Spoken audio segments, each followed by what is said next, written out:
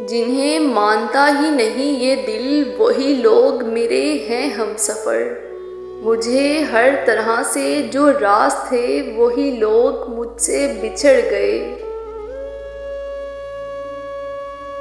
अब कि हम बिछड़े तो शायद कभी ख्वाबों में मिले, जिस तरह सूखे हुए फूल किताबों में मिले।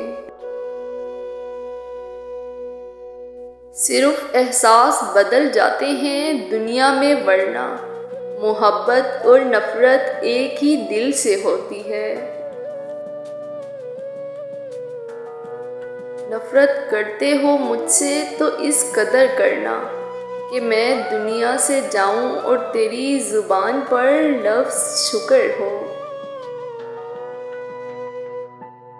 अपने अंदर को खा गई हूँ मैं, खुद में रहना कोई मजाक है क्या। अपने वहशत ज़दा कमरे में एक लावारिस पड़ी जिंदा लाश हूँ मैं।